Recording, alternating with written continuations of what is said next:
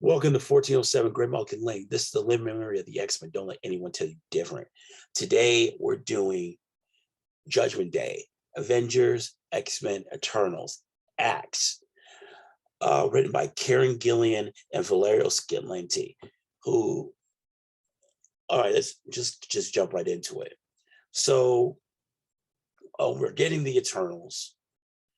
All right, like just something that has kind of bothered me right now. I know I sound weird, but just bear with me. It says X-Men. They're not X-Men. These are Krakoans. I'm sure Gillian. It's an excusable mix-up, but like it really just takes. Yeah, they're still calling them X-Men. Hickman said that the term X-Men is dead. The X-Men are a small team. The Krakoans are the country. So we're getting so we start off with Tony Stark talking to Cersei, and the Avengers they basically jump her, and they start interrogating her because the Avengers don't trust the Eternals because they find out that they have been doing some really shady stuff. Thanos is now leader of the Eternals, or at least they think he is. The real leader is Druig. I'm pretty sure I'm not pronouncing his name right, but the Eternals are war criminals. We get to the X-Men. They're dealing with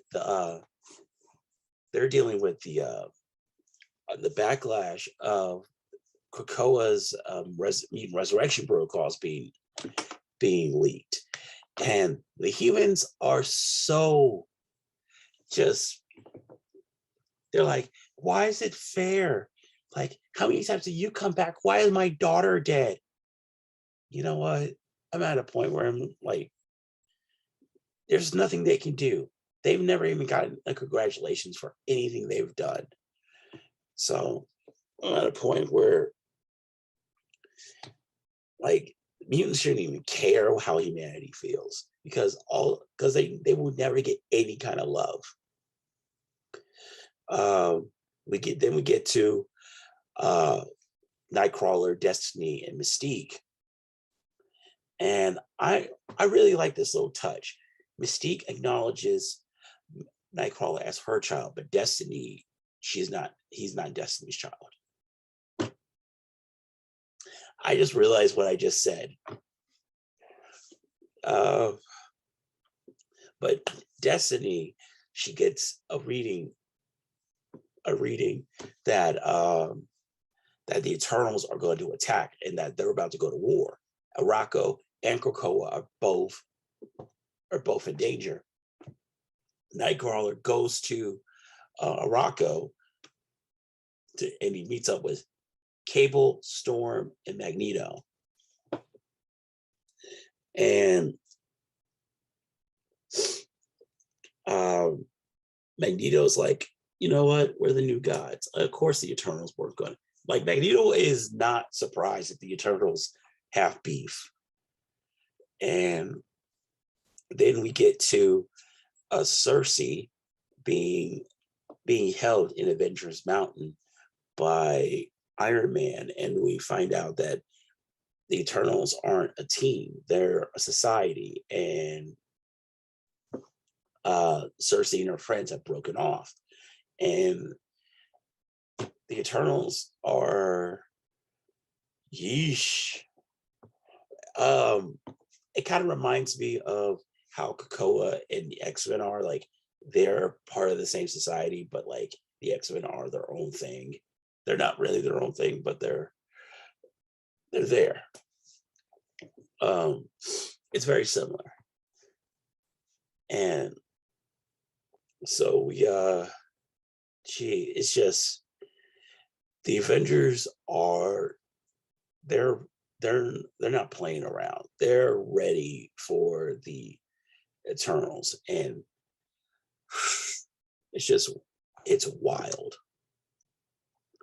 We get Druig talking to the elders of the um, of the Eternals, and Druig is basically saying that because mutants have developed resurrection protocols, they can beat death, and he's in his mind, the mutants are deviants.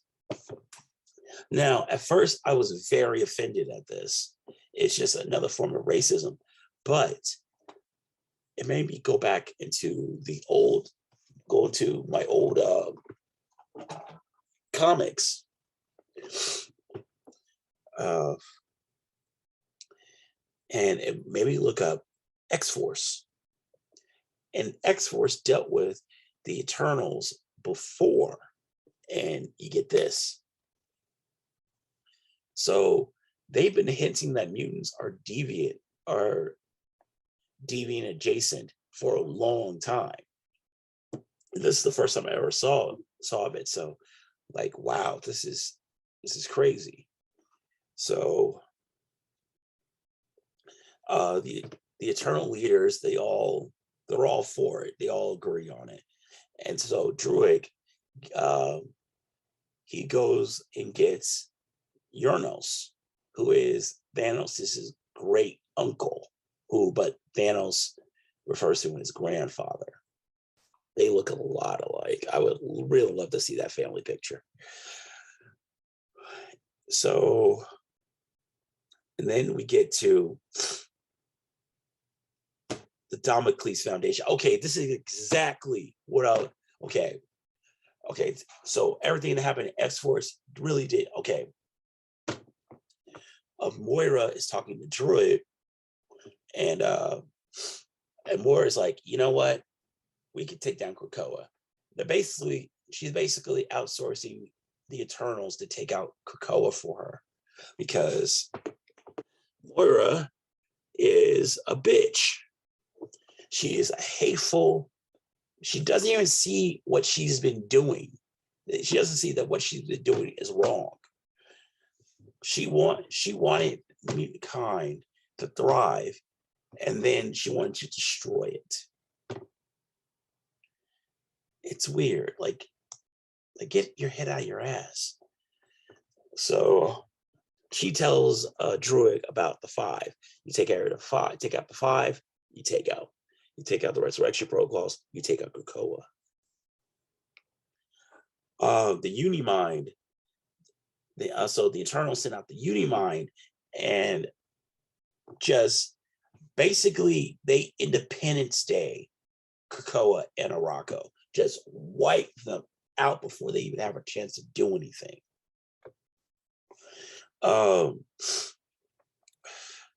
Sorry, I'm having a lot is going on. The Eternals are going after the 5. Wolverine takes out. He sacrificed himself to save Hope, and just it's all bad. Like the 5 are alive, but the Krakoa is taking a massive hit. There's nothing they can do. So, oh, and this is the kicker. The Druid goes on to the smartphones of every human on Earth and tells them, "Hey, listen, we're going to take out the mutants for you. They don't deserve. They shouldn't be able to resurrect themselves. So we're the good guys. You guys just stay out of our way, and we got this." And humanity, they cheer. I swear, this is like, I saw on Twitter, somebody compared this to how people felt about Roe v. Wade being overturned. And I see that, and humanity, oh my, They're cheering, they're hugging, they're happy. They're like, to hell with the mutants. We're fine. They shouldn't have anything that we can't obtain. And that really, it made me just go like, to hell with humanity. When the mutants get themselves back up and take out the Eternals, I would not be upset if they go like, you know what? To hell with them. We don't need them. We never needed them. They needed us. So I'm giving this book a 5 out of 5. And it invoked so much emotion. I've never had this much emotion from a comic book before. So I'm all for it. And then I saw the checklist, and it's going to be going on for 4 months. Jesus Christ. But we'll just go through it like Return of the Jedi. This is 1407 Great Mountain Lane, signing out.